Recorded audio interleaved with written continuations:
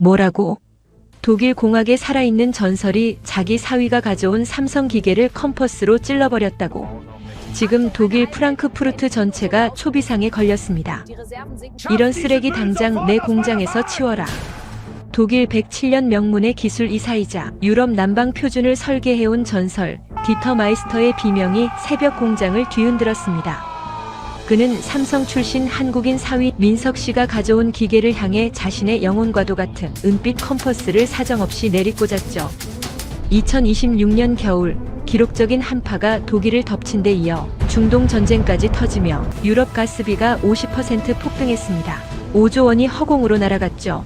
EU가 에너지 비상을 선포하고 온 유럽이 패닉에 빠진 그 순간에도 아버지는 사위의 진심을 쓰레기라 부르며 내쫓았던 겁니다. 하지만 아버지는 꿈에도 몰랐을 겁니다. 자신이 찔러버린 그 기계가 72시간 뒤 독일의 심장을 다시 뛰게 할 유일한 열쇠가 되어 돌아올 줄은요. 무시당하던 삼성 엔지니어 사위가 영하 20도의 아수라장 속에서 꺼내든 최후의 카드. 그리고 3일 뒤 평생 눈물을 보이지 않던 마이스터. 장인이 사위 앞에 주저앉아 오열할 수밖에 없었던 소름 돋는 반전. 딸 한나가 지켜본 두 남자의 이야기가 지금 시작됩니다. 영상 시작하기 전에 구독과 좋아요를 살짝 눌러주시면 정말 큰 힘이 됩니다. 그리고 대한민국의 밝은 미래를 위해 대한민국 화이팅이라고 댓글로 함께 응원해주세요. 오늘 하루도 복 많이 받는 하루 되세요. 그럼 감동사연 바로 시작하겠습니다. 안녕하세요. 독일 프랑크푸르트 외곽의 작은 마을에서 남편 민석 씨와 살고 있는 한나라고 합니다. 오늘 저는 우리 가족의 자존심이 송두리째 흔들렸던 그날의 기록을 들려드리려 해요. 프랑크푸르트의 안개는 자비가 없었습니다. 굴뚝마다 뿜어져 나오던 검은 연기가 멈춘 지도 벌써 보름째였죠. 멈춰버린 독일의 심장. 저는 공장 2층 서재에서 아래를 내려다보았습니다. 아버지 디터는 불 꺼진 작업대 앞에 화석처럼 굳어 계셨어요. 평생 독일의 심장부를 데워온 107년 명가.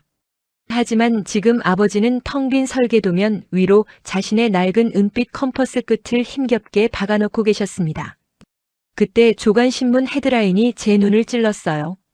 에너지 비용 5조 원 추가 부담, 독일 제조의 심장이 멎다. 단 열흘 만에 5조 원이 허공으로 날아갔습니다. 그 보도가 온종일 라디오를 가득 채웠죠. 가스비가 50% 폭등했습니다. 그 소식 뒤로 윗집 밀러 할아버지가 차디찬 방에서 쓰러져 요양원으로 실려갔다는 소문이 마을을 덮쳤어요. 아버지, 밀러 할아버지가 쓰시는 그 보일러. 아버지가 설계하신 거잖아요. 제 말에 아버지의 어깨가 눈에 띄게 들썩였습니다. 40년 넘게 정밀공학의 마이스터라 불리며 자신의 기계는 100년을 견딘다 자부했던 분입니다. 그런데 자신이 만든 보일러가 정작 이웃의 목숨을 앗아갈 뻔했습니다. 그 비참함이 아버지의 자존심을 난도질하고 있었죠. 공학은 숫자를 속이지 않는다. 하지만 가스관이 멈추면 숫자는 곧 죽음이 돼. 아버지는 휘어진 컴퍼스를 꽉 쥐며 낮게 은조렸습니다. 그 목소리는 전장에 홀로 남겨진 늙은 병사의 비명처럼 들렸어요. 바로 그때였습니다. 녹슨 공장 정문을 거칠게 밀어젖히는 소리가 들렸죠. 남편 민석 씨였습니다. 그는 한국에서 공수해온 낯선 금속 상자를 들고 마당을 가로질러 달려오고 있었습니다. 상자 모서리에는 한 번도 본 적 없는 낯선 동양 문자의 로고가 찍혀 있었어요. 민석 씨는 거친 숨을 몰아쉬며 아버지를 바라보았습니다. 아버님, 100년의 설계가 멈췄다면 이제 1500년의 철학을 빌려올 때입니다. 아버지는 천천히 고개를 들어 민석 씨가 들고 온 그 기계를 노려보셨습니다. 아버지의 손에 쥐어진 은빛 컴퍼스가 도면 위를 무겁게 눌렀어요. 자네가 가져온 그 상자 내 공장 마당에서 치우게. 더 이상 볼 것도 없어. 아버지는 차가운 눈빛으로 민석 씨를 외면했습니다. 107년의 자존심이 벼랑 끝에 몰린 그 새벽. 아버지는 사위의 진심을 차가운 침묵으로 묻어버렸습니다. 저는 그 두 남자의 숨막히는 대치를 보며 온몸에 소름이 돋았어요. 오늘 하루도 칼바람 같은 현실을 견뎌내신 시청자 여러분. 제 남편 민석 씨도 그날 차가운 안개 속에서 홀로 거대한 벽 앞에 서 있었습니다. 하지만 그때는 정말 몰랐습니다. 이 숨막히는 정적이 잠시 후 얼마나 날카로운 파열음으로 변하게 될지를 말이죠. 공장의 안개 사이로 아버지의 그림자가 길게 늘어졌습니다. 40년을 지켜온 107년 명가의 자부심. 아버지는 트럭 위에 실린 하얀 상자를 뚫어지게 노려보셨죠. 그 서늘한 시선에 마당의 공기가 순식간에 얼어붙는 것만 같았습니다. 잠들어 있던 공장의 기계들도 아버지의 분노를 감지한 듯 했죠. 마당에는 오직 무거운 침묵만이 가득했습니다. 상자 안에서는 한국에서 건너온 히트펌프가 은은한 기계음을 내뱉고 있었습니다. 마치 독일의 혹한에 맞서겠다는 선전포고처럼 들렸어요. 민석 씨는 찢어진 작업복 소매를 여미며 아버지 앞에 섰습니다. 며칠 밤을 지새워 핏발이 선 눈이었지만 그 안에는 단 하나의 진심이 서려 있었죠. 그는 아버지의 위압감 앞에서도 결코 물러서지 않았습니다. 아버님, 이건 단순히 전기로 열을 만드는 기계가 아닙니다.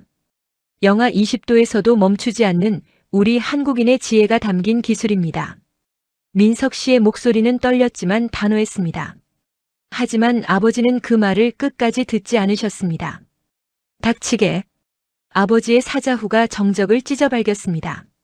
아버지는 민석 씨를 거칠게 밀치며 트럭 뒤편으로 성큼성큼 다가가셨어요. 그러고는 주머니에서 그 은빛 컴퍼스를 꺼내 드셨습니다. 독일 연방이 하사한 마이스터의 자존심이자 아버지의 인생 그 자체인 물건이었죠. 날카로운 은빛 날이 새벽 안개를 가르며 허공을 갈랐습니다. 쩡! 날카로운 파열음이 마당 전체를 울렸습니다. 아버지는 망설임 없이 히트펌프의 핵심 구리배관을 사정없이 찔러버리셨어요. 40년 설계의 정밀함이 사위의 10년 노력을 단칼에 베어버린 겁니다. 쉭! 배관이 터지며 차가운 냉매가스가 하얗게 뿜어져 나왔습니다. 그런데 그 순간 저는 보고야 말았습니다. 아버지가 컴퍼스를 꽂은 위치는 결코 우연이 아니었어요. 그것은 히트펌프 내부에서도 가장 찾기 힘든 냉매 순환의 가장 치명적인 급소였습니다. 기계의 구조를 세포 단위까지 완벽하게 이해하지 못한다면 절대 단 한 번에 찾아낼 수 없는 지점이었죠. 제 심장이 덜컥 내려앉았습니다. 아버지는 왜 사위의 기계를 그토록 잔인하고 정확하게 조준했던 걸까요? 그때 공장 라디오에서 묵직한 목소리가 흘러나왔습니다. 독일 에너지 청장의 공식 발표였죠. 올겨울 독일 520만 가구가 난방비를 감당하지 못할 것입니다. 우리는 이 전례 없는 위기 앞에 모든 가능성을 열어두어야 합니다. 국가적인 비상사태를 알리는 권위 있는 목소리가 공장에 울려 퍼졌습니다. 하지만 아버지의 표정에는 작은 변화조차 없었습니다. 마이스터의 혼이 없는 장난감은 내 공장에 단 1분도 둘 수 없다. 내 기술을 모독하지 마라. 휘어져 버린 컴퍼스 끝을 내려다보며 아버지가 차갑게 뱉으셨습니다. 민석 씨는 망가진 기계 옆에 멈춰 선 채로 터진 배관에서 뿜어져 나오는 가스를 말없이 내려다보았습니다. 10년 넘게 준비한 모든 꿈이 안개 속으로 흩어지고 있었죠. 하지만 그는 비명을 지르는 대신 입술을 꽉 깨물었습니다. 내 이웃은 내 기술로 구한다. 자네의 그 조잡한 기술은 우리 공장에 필요 없어. 아버지는 뒤도 돌아보지 않고 공장 안으로 들어가 버리셨습니다. 육중한 철문이 닫히며 내는 쾅 소리가 들렸어요. 마치 우리 가족의 인연이 완전히 끊어지는 종소리처럼 들렸습니다. 망가진 기계 옆에 선 남편의 뒷모습을 보며 깨달았습니다. 독일의 107년이라는 시간이 한국 사위에게 이토록 가혹하다는 것을요. 명예라는 이름의 벽은 생각보다 훨씬 높고 견고했습니다. 저는 진흙 바닥 위에 덩그러니 남겨진 남편에게 다가갔습니다. 민석 씨의 어깨는 미세하게 떨리고 있었죠. 107년의 자부심이 휩쓸고 간 마당에는 차가운 가스 냄새만이 진동했습니다. 하지만 남편의 눈은 꺾이지 않았어요. 무릎을 타고 흐르는 진흙탕 물을 닦아내며 민석 씨가 다시 고개를 들었습니다. 그의 눈에는 이전보다 더 뜨거운 불꽃이 일렁이고 있었으니까요. 민석 씨는 무릎을 타고 흐르는 차가운 진흙탕 물을 닦아냈습니다. 그는 망가진 기계를 포기하는 대신 찢어진 옷가지를 벗어 터진 배관을 동여매기 시작했죠. 저는 그를 데리고 공장 2층 서재로 올라갔습니다. 기름때 묻은 손을 씻긴 뒤 따뜻한 커피 한 잔을 내어주었어요. 우리는 잠시 창밖의 설산을 바라보았습니다. 민석 씨, 조금만 쉬어요. 지금은 안개가 너무 깊네요. 제 말에 민석 씨는 희미하게 미소 지으며 제 손을 잡아주었습니다. 짧은 평화였지만 서로의 온기를 느끼며 숨을 고를 수 있었죠. 하지만 시련은 안개보다 빠르게 우리를 덮쳐왔습니다. 날이 밝자마자 공장 정문에 검은색 세단 한 대가 멈춰 섰어요. 차에서 내린 사람은 아버지의 오랜 절친이자 에너지 연맹의 실권자 클라우스였습니다. 비싼 가죽 구두가 진흙을 짓밟는 소리가 서재까지 올라왔죠. 그는 트럭 위에 히트펌프를 보더니 차가운 비웃음을 흘렸어요. 서류철에서 붉은 직인이 찍힌 문서를 꺼내 민석 씨의 가슴에 툭 던졌습니다. 박민석 씨, 유감이지만 이 기계는 오늘부로 독일 내 가동 금지입니다. 유럽 표준 인증, CE 인증 보류 통지서였어요. 민석 씨가 준비했던 모든 데이터가 한순간에 불법이 된 거였죠. 그런데 제가 서류를 낚아채 살피던 중 이상한 점을 발견했습니다. 데이터 조작 의혹? 민석 씨, 이 리포트 아직 연맹에 보내지도 않았잖아요. 민석 씨가 고개를 끄덕였어요. 제출하지도 않은 데이터를 조작했다니. 누군가 미리 손을 쓰지 않고서는 불가능한 일이었죠. 하지만 클라우스는 제 항변에 눈길조차 주지 않았습니다. 그는 공장 정문에 노란 통제선을 치기 시작했어요. 독일의 겨울은 동양의 수치로 계산되지 않네. 107년이 쌓아 올린 견고한 법망. 사위의 진심이 들어갈 틈은 없었습니다. 독일의 국가 시스템이 한국 사위를 향해 벽을 세운 거였죠. 그때였습니다. 마을 광장 쪽에서 소란스러운 발소리가 몰려왔어요. 에너지 비용을 감당하지 못한 주민들이 공장 앞까지 달려온 거였죠. 윗집짐 할아버지가 낡은 외투를 여미며 울부짖었어요. 우리 어머니는 지난밤에도 코트를 입고 주무셨소. 디터마이스터, 우리 좀 살려주시오. 절박한 외침이 새벽 공기를 갈랐습니다. 하지만 아버지는 이웃들의 비명조차 외면하셨어요. 오직 사위를 밀어내기 위해서였죠. 규정대로 하게. 예외는 없다. 아버지는 평생 지켜온 이웃보다 마이스터의 자존심을 택하신 겁니다. 민석 씨는 흙탕물에 젖은 서류를 천천히 주워들었어요. 그는 더 이상 울지 않았습니다. 대신 차가운 눈으로 서류에 모순된 문구들을 하나씩 뜯어보기 시작했죠. 슬픔은 어느새 벽을 뚫겠다는 집념으로 바뀌어 있었습니다. 공장의 불이 모두 꺼진 깊은 밤이었습니다. 클라우스가 통보한 철거 기한까지 48시간. 기한 내에 히트펌프를 치우지 못하면 모든 게 끝이었죠. 거액의 위약금은 물론 민석 씨는 영구 입국 금지까지 당할 위기였습니다. 저는 홀로 아버지의 서재문을 열었어요. 차갑고 무거운 공기가 온몸을 감쌌습니다. 낡은 도면들과 기술 서적이 사방에 겹겹이 쌓여 있었죠. 107년 명가를 지켜온 아버지의 세월 그 자체였어요. 저는 책상 아래 깊숙이 숨겨진 작은 금고 앞에 멈춰 섰습니다. 아버지는 왜 민석 씨의 데이터를 보지도 않고 조작이라 했을까요? 왜 그토록 정확하게 기계의 급소를 찔렀던 걸까요? 그 의문이 제 발길을 이곳으로 이끈 겁니다. 기억을 더듬어 금고의 다이얼을 돌렸어요. 번호가 맞을 때마다 둔탁한 금소금이 정적을 깨뜨렸죠. 철커덕. 묵직한 금고 문이 열렸습니다. 그 안에 있던 건 최신 도면이 아니었어요. 1986년이라는 숫자가 적힌 누렇게 빛바랜 폴더였습니다. 조심스럽게 펼친 순간 저는 제 눈을 의심했죠. 젊은 시절 아버지의 필체가 가득한 설계도였습니다. 그런데 이건 가스 보일러가 아니었어요. 바닥에 온수 배관을 깔고 복사열로 집 전체를 데우는 구조. 지금 민석 씨가 가져온 온돌 방식과 너무나도 닮아 있었습니다. 아버지는 40년 전부터 이 기술을 꿈꾸고 있었던 거예요. 도면 귀퉁이에는 붉은색 거절 도장이 찍혀 있었죠. 당시 에너지협회는 이것을 근거 없는 공상이라 비웃었습니다. 아버지는 꿈을 강제로 묻어야만 했어요. 가슴이 아릿해졌습니다. 아버지가 민석 씨에게 분노했던 진짜 이유. 그것은 미움이 아니라 두려움이었을지 모릅니다. 40년 전 지키지 못한 꿈이 눈앞에 현실로 나타났으니까요. 그때 문 밖에서 낮은 기침 소리가 들렸습니다. 저는 급히 도면을 품에 안고 숨을 죽였어요. 문틈 사이로 복도를 걸어가는 아버지의 야윈 그림자가 보였죠. 아버지는 잠을 이루지 못하시는 것 같았습니다. 민석 씨의 망가진 기계가 놓인 마당을 한참 동안 응시하고 계셨어요. 디터마이스터의 40년 전 특허 출원 기록입니다. 바닥 복사 난방, 출원 번호 D-86-4421, 에너지 협회 심사 결과 기각. 제가 서재를 나서려는 순간 책장 맨 위에서 빛바랜 엽서 한 장이 떨어졌습니다. 1986년 뮌헨 공대 동문 모임의 기념 엽서였어요. 뒷면에는 아버지의 글씨가 적혀 있었죠. 언젠가 이 기술이 세상을 데울 날이 올 것이다. 그때까지 이 도면은 잠들어 있으렴. 저는 그 문장을 읽는 순간 눈물이 쏟아졌습니다. 40년 동안 차가운 금고 속에 갇혀있던 아버지의 진심. 이 낡은 종이가 벽을 무너뜨릴 유일한 열쇠가 될 겁니다. 시간은 이제 36시간도 채 남지 않았어요. 창밖에는 여전히 짙은 안개가 깔려 있었습니다. 하지만 제 마음속에는 이전에 없던 확신이 차오르고 있었죠.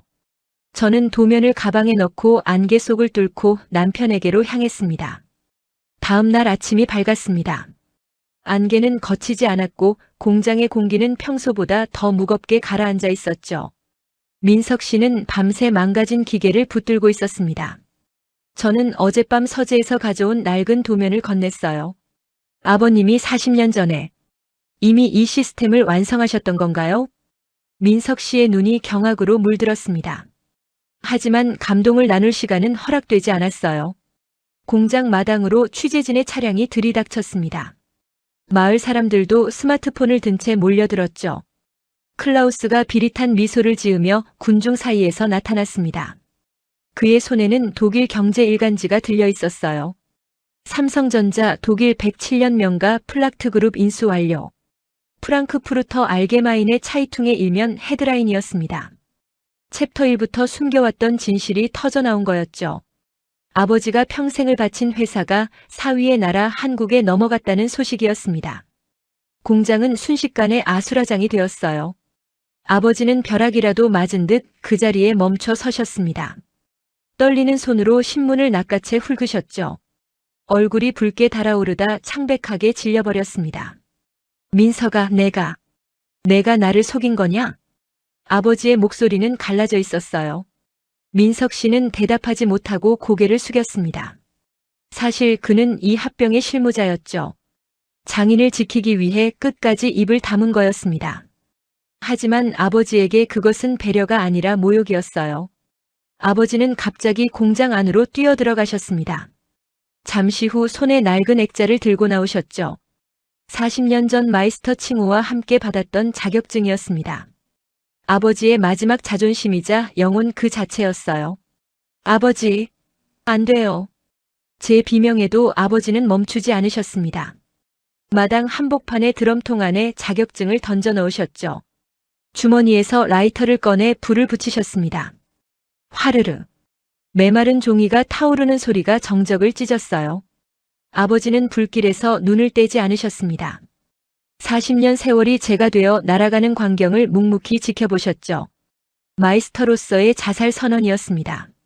한국인의 밑에서 구차하게 연명하느니 차라리 여기서 모든 걸 태워버리겠다.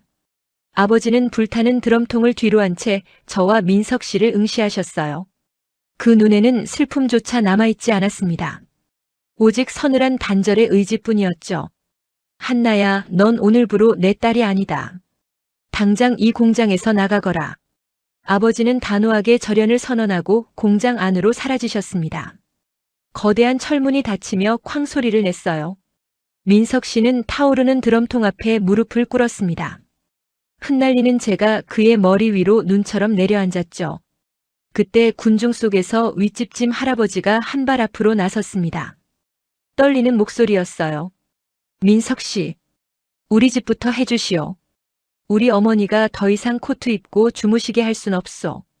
민석 씨가 천천히 고개를 들었습니다.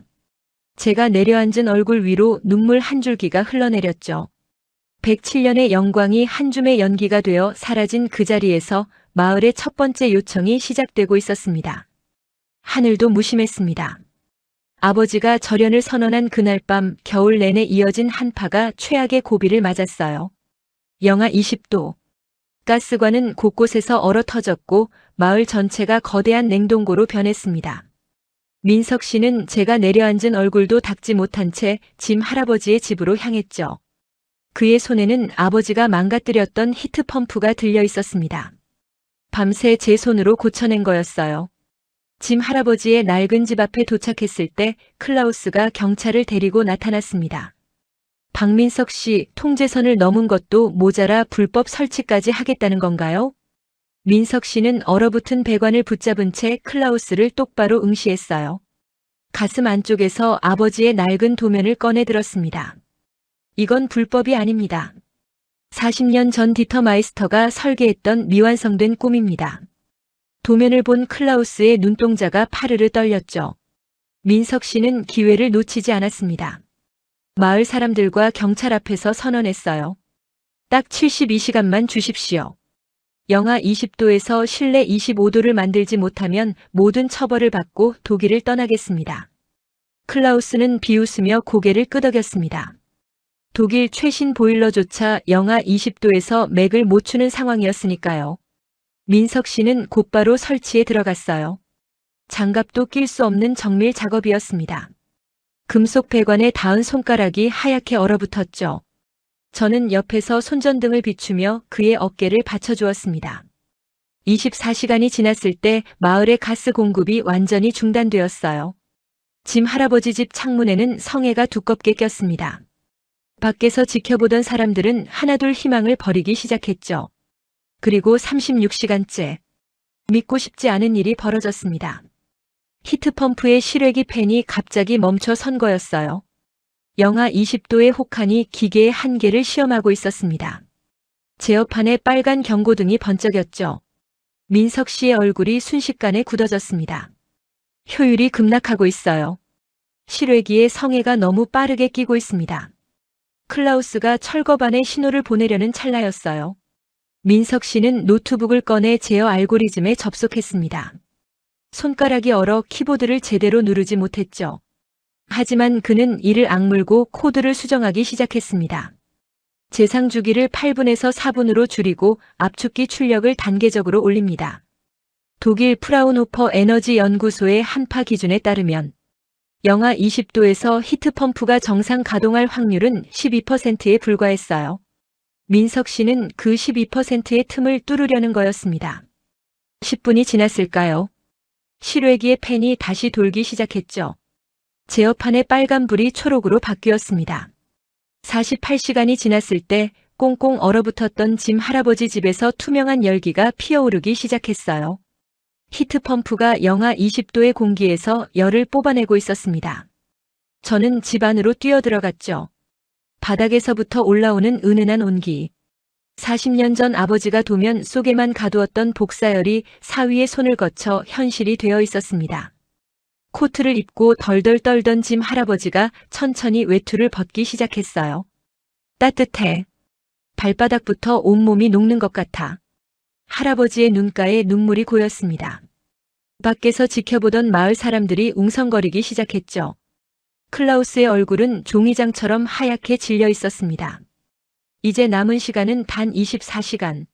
아버지는 공장 창가에 서서 마을 쪽에서 피어오르는 열기를 묵묵히 바라보고 계셨어요. 72시간의 약속이 끝나는 마지막 새벽이었습니다. 짐 할아버지 집의 실내 온도는 25도를 유지하고 있었죠. 영하 20도의 혹한 속에서 히트펌프는 단 한 번도 멈추지 않았습니다. 마을 사람들은 공장이 아닌 짐 할아버지 집 마당으로 모여들었어요. 클라우스는 끝까지 포기하지 않았습니다. 충혈된 눈으로 철거반을 지휘하며 소리쳤죠. 온도가 올라간 건 인정합니다. 하지만 이 장치는 공인되지 않은 위험물입니다. 철거반의 집게차가 히트펌프를 향해 팔을 뻗었습니다. 민석 씨는 기계 앞을 몸으로 막아섰어요. 동상으로 검게 변한 손이 떨리고 있었죠. 바로 그 순간이었습니다. 공장의 육중한 철문이 열렸어요. 아버지가 천천히 걸어 나오셨습니다. 하지만 손에 들린 것은 도면이 아니었죠. 민석 씨의 노트북이었습니다. 어젯밤 민석 씨가 현장에서 수정했던 제어 알고리즘이 화면에 띄워져 있었어요. 클라우스, 이 데이터를 봐. 아버지는 노트북을 클라우스 앞에 펼쳐 보이셨습니다. 화면에는 72시간 동안의 실시간 가동 로그가 찍혀 있었죠. 영하 20도에서 COP 3.1을 유지했어. 재상주기 4분, 압축기 단계 출력 제어. 이건 우리 독일이 10년을 연구해도 못 잡는 정밀도야. 프라운호퍼 에너지 연구소 기준 영하 20도 히트펌프의 이론적 COP 한계는 2.8이었습니다. 민석 씨의 기계는 그 한계를 뚫은 거였어요. 아버지는 40년간 설계 데이터를 읽어온 눈으로 그 숫자를 확인하신 겁니다. 클라우스의 얼굴이 굳어졌습니다. 기술자인 그도 그 수치가 무엇을 의미하는지 알고 있었죠. 아버지는 클라우스를 똑바로 응시하셨어요. 자네가 말하는 규정은 죽어가는 사람을 살리지 못해. 하지만 이 데이터는 거짓말을 하지 않아. 마이스터의 자부심은 과거의 영광이 아니라 사람을 향한 온기에 있는 법이야. 클라우스는 입을 벙긋거렸지만 아무 말도 못했습니다. 독일 최고의 기술 권위자가 데이터로 인정한 거니까요. 그는 결국 고개를 숙인 채 철거반을 물렸어요. 아버지는 민석 씨를 돌아보셨습니다. 하지만 포옹 대신 노트북을 돌려주셨죠. COP 3.2. 40년 전 내 설계의 이론값은 2.4였다. 자네가 나를 넘어섰어. 그 한마디뿐이었습니다. 아버지는 뒤돌아 공장 안으로 들어가셨어요. 철문은 닫혔지만 이번에는 쾅소리가 나지 않았습니다. 천천히 조용히 닫혔죠. 저는 그 순간 알아챘습니다. 아버지의 등이 떨리고 있었다는 것을요. 하지만 아버지는 끝까지 돌아보지 않으셨어요. 마이스터는 눈물을 보이지 않으니까요. 마을 사람들은 환호하고 있었습니다. 하지만 저는 아버지가 사라진 철문만 바라보았죠. 저 문 뒤에서 아버지가 무엇을 하고 계실지. 그 답은 내일 아침에야 알 수 있을 것 같았습니다. 다음 날 아침이었습니다. 프랑크푸르트를 짓누르던 짙은 안개가 걷혔어요. 눈부신 햇살이 공장 마당의 흰 눈 위로 쏟아졌습니다. 멈춰있던 굴뚝에서 다시 투명한 수증기가 피어올랐죠. 멈춰버렸던 독일의 심장이 다시 뛰기 시작한 겁니다. 저는 민석 씨와 함께 공장으로 향했습니다. 철문 앞에 아버지가 미리 나와 계셨어요. 밤새 한잠도 못 주무신 듯 눈가가 붉었습니다. 아버지의 손에는 낡은 가죽 케이스가 들려 있었죠. 아버지는 말없이 민석 씨를 공장 안쪽으로 이끌었습니다. 마이스터 전용 작업대였어요. 107년 동안 독일의 거장들만 앉을 수 있었던 자리였습니다. 아버지는 민석 씨를 그 자리에 앉힌 뒤 가죽 케이스를 여셨죠. 은빛 컴퍼스가 빛나고 있었습니다. 민석 씨의 히트펌프를 찔렀던 바로 그 컴퍼스였어요. 아버지는 떨리는 손으로 컴퍼스를 꺼내 민석 씨의 거친 손 위에 올려놓으셨습니다. 이건 단순한 도구가 아니다. 사람의 체온을 지키겠다는 마이스터의 혼이란다. 아버지는 작업대 서랍에서 빛바랜 엽서 한 장을 꺼내셨어요. 제가 서재 금고에서 발견했던 그 엽서였습니다. 아버지는 뒷면의 글씨를 소리내어 읽으셨죠.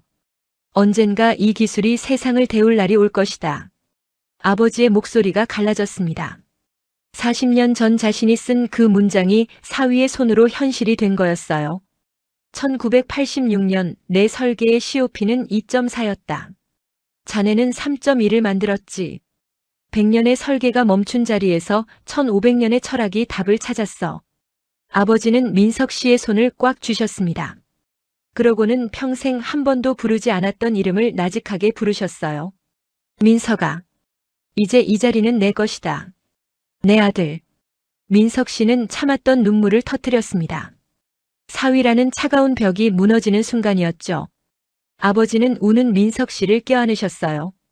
독일의 자존심과 한국의 진심이 하나로 녹아내리고 있었습니다. 그때 작업대 위 라디오에서 뉴스가 흘러나왔습니다. 프랑크푸르트 외곽 마을에서 한국산 히트펌프 실증이 성공했습니다. 연간 가스 난방비 1988유로가 히트펌프 전환 후 675유로로 66% 절감된 것으로 확인되었습니다. 독일 에너지 연구소는 이 기술을 유럽 전역 보급 모델로 검토 중입니다. 아버지는 라디오를 바라보시며 조용히 웃으셨어요. 민석 씨도 눈물 젖은 얼굴로 미소를 지었습니다. 공장의 컨베이어 벨트가 웅장한 소리를 내며 돌아가기 시작했죠. 플락트 그룹의 문양과 삼성의 로고가 나란히 새겨진 히트펌프가 쏟아져 나왔습니다. 독일의 하드웨어 위에 한국의 소프트웨어가 입혀진 거였어요. 유럽 남방의 역사가 새로 쓰이고 있었습니다. 짐 할아버지 집에서 시작된 온기는 마을 전체로 퍼졌습니다. 코트를 입고 주무시던 짐 할아버지의 어머니는 이제 얇은 잠옷 차림으로 창가에 앉아 햇살을 쬐고 계셨죠. 요양원에 실려갔던 밀러 할아버지도 따뜻해진 집으로 돌아오셨습니다. 아버지가 설계한 보일러가 지키지 못했던 이웃을 사위의 히트펌프가 지켜낸 거였어요. 아버지는 민석 씨와 나란히 서서 마을을 바라보셨습니다. 민석 씨가 건넨 한국식 믹스커피를 한 모금 드시더니 아이 같은 미소를 지으셨죠. 민석아, 내가 가져온 건 기계가 아니라 희망이었구나. 저는 오늘도 민석 씨의 손등을 바라봅니다. 냉매가스에 얼어붙었던 흉터가 아직 남아있어요. 그 흉터를 볼 때마다 가슴 한구석이 묵직하게 가라앉습니다. 사실 민석 씨가 끝까지 지켜내고 싶었던 건 기술만이 아니었을 겁니다. 이웃이 얼어가는 걸 지켜봐야 했던 아버지의 무너진 자존심. 40년 전 빛바랜 도면 속에 가둬야 했던 못다 이룬 꿈. 그 세월의 무게를 한국에서 온 젊은 사위가 손등이 다 터져나가도록 짊어지고 버텨낸 거였죠. 여러분, 살다 보면 그런 날 있지 않으신가요? 나를 믿어주는 사람은 없는데 벽은 산처럼 높게만 느껴지는 날. 민석 씨도 그랬을 겁니다. 하지만 그 무모한 집념이 107년의 고집을 허물고 안개를 걷어냈습니다. 여러분이 민석 씨였다면 어떠셨을까요? 차가운 금속 파편 속에서도 끝까지 기다렸을까요? 아니면 돌아섰을까요? 여러분의 생각을 댓글로 나눠주세요. 오늘 이야기가 마음을 조금이라도 데워주었다면 구독과 좋아요로 응원해주세요. 다음에도 세계를 감동시킨 한국인들의 이야기로 찾아뵙겠습니다. 오늘도 따뜻하고 평안한 하루 보내시길 바랍니다.